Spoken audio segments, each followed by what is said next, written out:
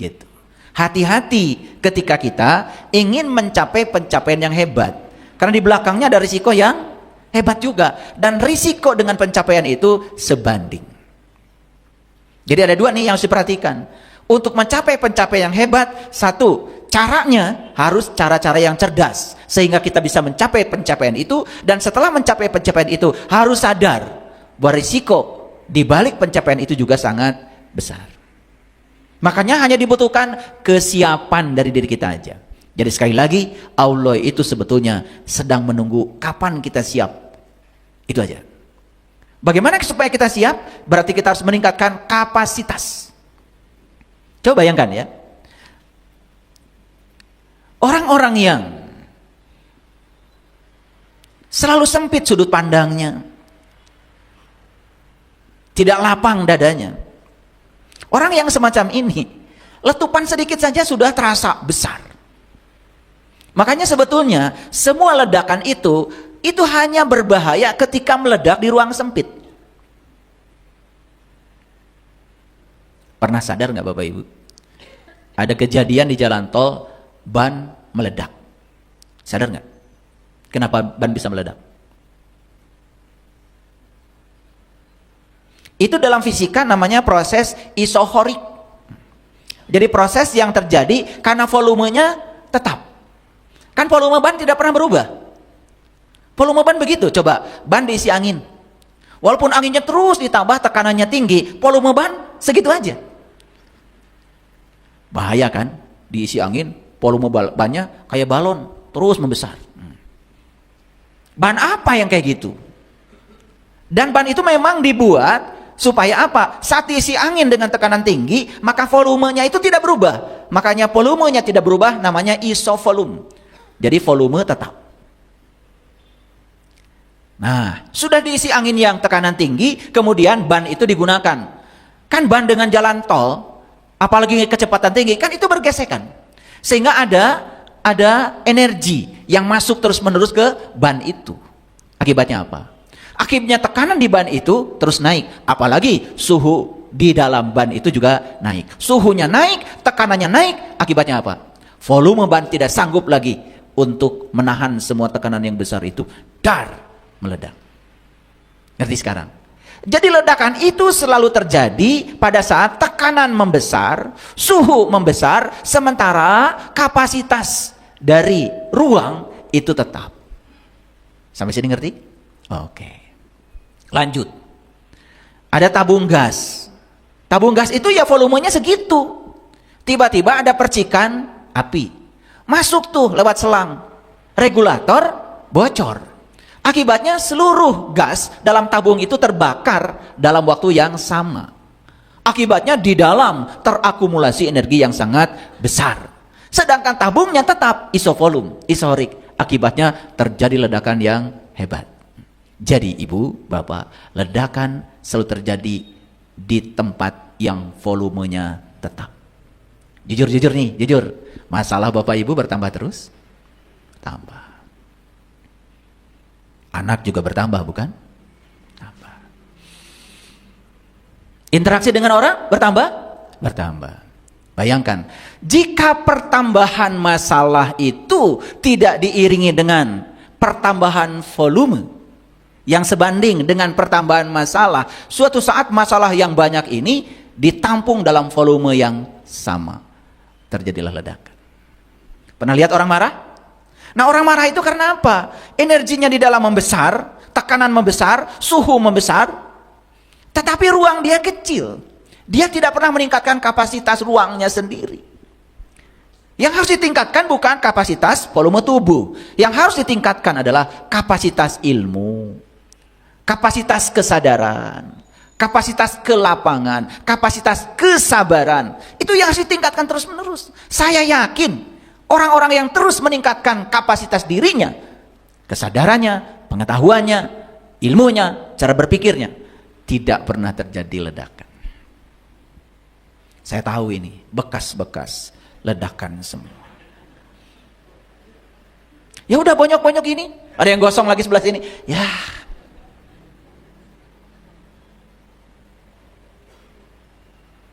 Jadi gunung yang tinggi, jurangnya pasti dalam. Yes?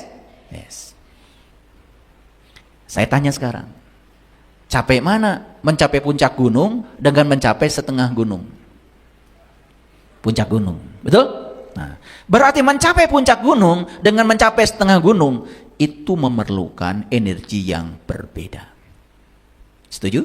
Oke. Dan setelah mencapai puncak gunung, bahayanya juga berbeda.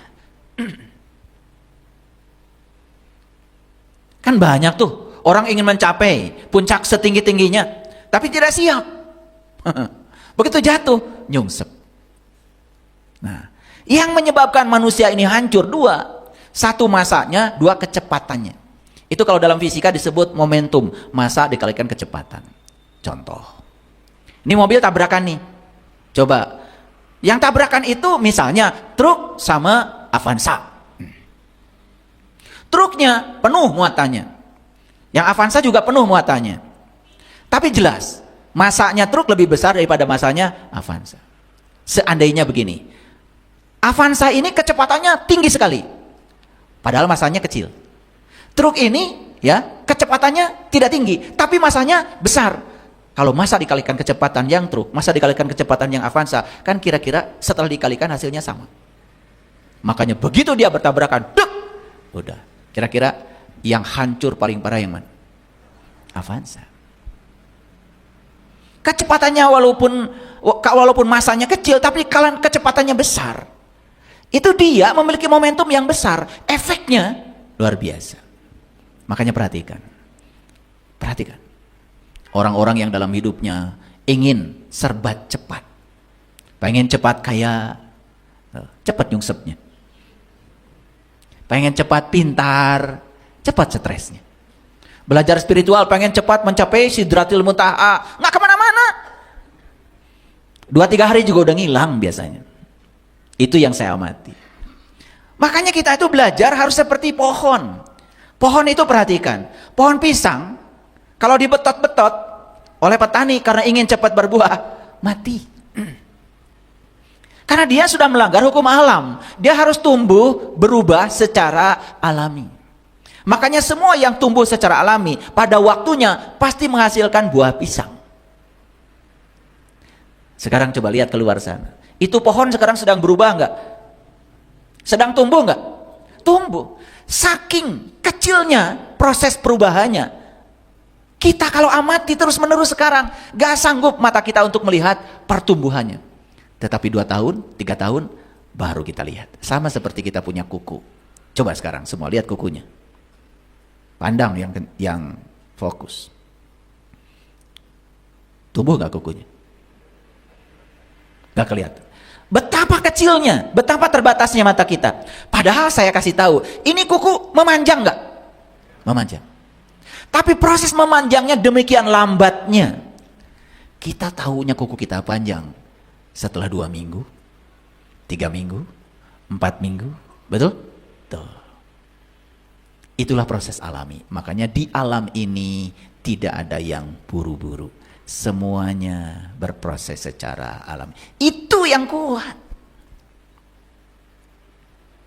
Banyak ya ingin belajar sama saya, belajar kesadaran. Tapi pakai waktu. Pokoknya setahun ini saya harus mencapai sidratil muntaha. Insya Allah sehari juga hilang. Belum diamalkan apa yang saya sampaikan. Belum diamalkan. Kemudian dia menimbang-nimbang ilmu yang disampaikan itu dengan logika dan pikirannya. Akibatnya apa? Akibat yang disampaikan ini tidak memberikan pemahaman apa-apa. Lalu dia mencari lagi orang yang bisa memberikan informasi lebih dari itu. Walaupun sebatas informasi. Akhirnya apa? Shopping guru. Makanya banyak yang shopping guru. Terus aja jadi kolektor guru. Berguru ke sini, berguru ke sini, berguru ke sini. Insya Allah pusing dia. Padahal sederhana. Nabi Muhammad sudah ngasih isyarat. Ya, amalkan ilmu yang kamu tahu, maka Allah akan mengajarkan apa yang kamu tidak tahu. Jadi syarat untuk pinter, amalkan saja ilmu yang sudah kamu tahu. Seberapa besarnya ilmu, seberapa banyak, amalkan ilmu yang kamu tahu. Itu aja. Dan kita akan mencapai pencapaian yang hebat. Dan orang yang mencapai pencapaian yang hebat, walaupun risikonya besar, Tapi dia akan punya kestabilan untuk tinggal di tempat yang hebat itu. Gitu. Tidak ada yang instan, hadirin. Belajar apapun. Untuk mencapai kesadaran yang hebat itu, kita perlu melakoni kehidupan, proses demi prosesnya. Selama kita tidak menolak apapun yang terjadi dalam kehidupan, dan kita percaya setiap proses adalah proses yang sedang menunjukkan kita pada titik yang kita tuju. Sama seperti ibu bapak naik gunung. Ada jalan yang terjalnya, ada tangganya, ada jalan yang terjalnya nggak ada tangganya, harus pakai tali, betul nggak? Tidak sama semua perjalanan kita. Kita tidak akan sampai di puncak gunung kalau melewatkan satu episode dari perjalanan kita itu. Yuk sekarang kita lihat. Bapak Ibu bisa menjadi Bapak Ibu yang hari ini karena pernah melewati masa lalu. Setuju? Dan kita tidak mungkin ada di sini hari ini kalau ada bagian dari masa lalu kita, kita potong karena kita tidak suka. Kalian tidak ada di sini hari ini. Itu hukum alam. Ya? Oke. Baik. Sampai sini mengerti? Oke. Pelan-pelan loh ya, ini kecepatannya dibuat.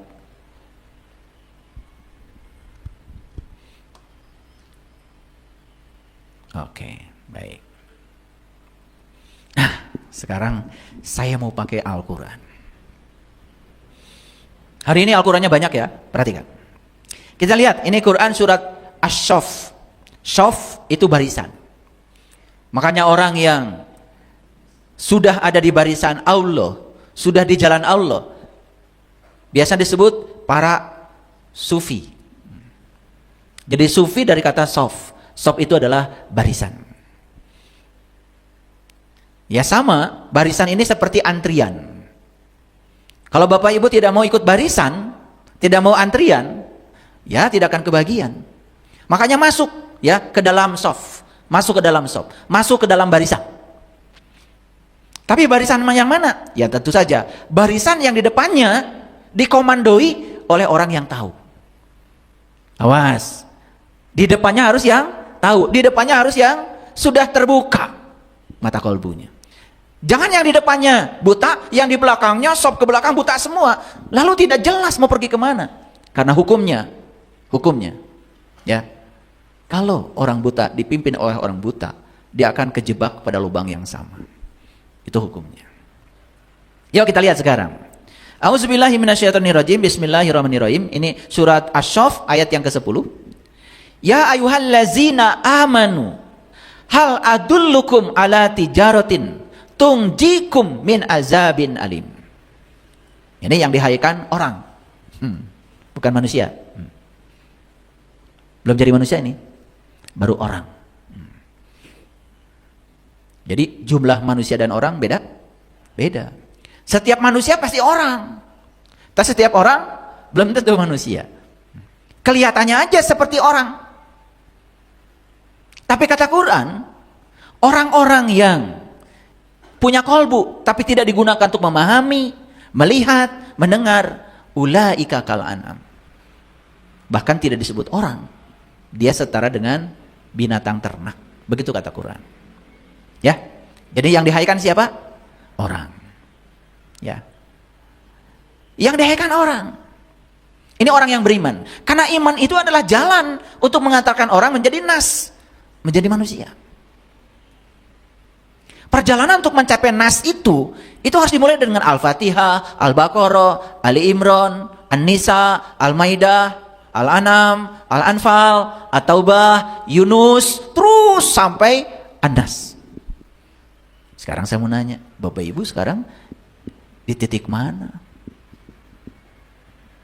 Al-Fatihah udah lewat?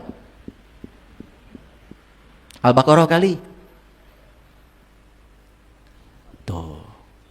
Jadi selama ini jalan-jalan dan lari ke sana kemari itu sampai tidak tahu posisi kita hari ini di mana? Luar biasa. Jangan-jangan kita pun tidak tahu kalau kesibukan kita selama ini tidak ada arahnya.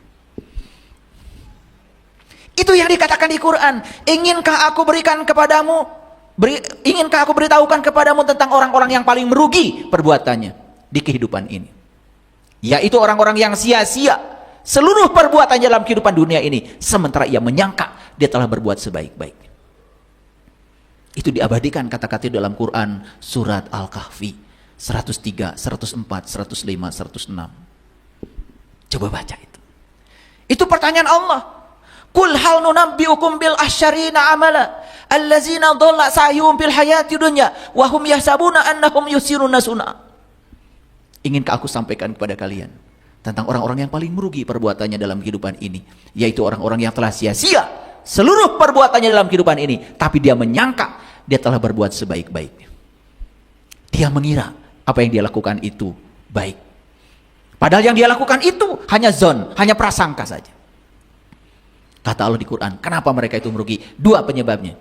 Satu, orang-orang yang melalaikan tanda-tanda Allah. Dua, orang-orang yang tidak percaya kalau dia akan berjumpa dengan Allah. Cuma dua penyebabnya. Nanti baca sendiri ya. Al-Kahfi 103, 104, 105, 106. Bahkan di ayat itu dikatakan, orang-orang yang semacam itu, buku amalnya diperiksa pun tidak. Buku amalnya itu nggak diperiksa. Kalau tidak diperiksa artinya didiskualifikasi. Berarti kalau tidak diperiksa ada nilai? Nggak ada nilai. Kalau mahasiswa saya ujian, diperiksa sama saya, kemudian nilainya E, itu nilai, berarti itu diperiksa. Paham sampai sini? Oke. Hai orang-orang yang beriman, maukah ya aku tunjukkan suatu perniagaan yang dapat menyelamatkanmu dari azab yang pedih. Ini yang disampaikan oleh Allah pada orang yang beriman ini adalah tijarah. Tijarah itu perniagaan. Perniagaan, transaksional. Transaksi, jual beli. Jadi Allah sedang menawarkan suatu transaksi, suatu perniagaan, suatu jual beli. Yang jual beli ini akan menyelamatkanmu dari segala azab yang pedih. Pertanyaan selanjutnya, apakah kita pernah bertransaksi? Pernah berjual beli? Apakah kita pernah menjual diri kita kepada Allah? Lalu Allah membelinya? Makanya di Quran dikatakan para rasul itu tugasnya ke alam semesta ini seperti kedudukan notaris ketika seseorang transaksi jual beli. Coba, saya membeli rumah dari seseorang, kan transaksi ini tidak sah kalau tidak dilakukan di PPAT, di pejabat pembuat akte tanah yang ditunjuk oleh negara, namanya notariat. Jadi notaris ini kan biasa suka membacakan, ya, membacakan ijab kabul bahwa jual beli ini sudah terjadi dengan harga yang disepakati, tanda tangan bersama. Notaris itu kedudukannya sebagai saksi. Jadi para rasul, para nabi itu kedudukannya sebagai saksi. Pertanyaannya, kapan jual belinya?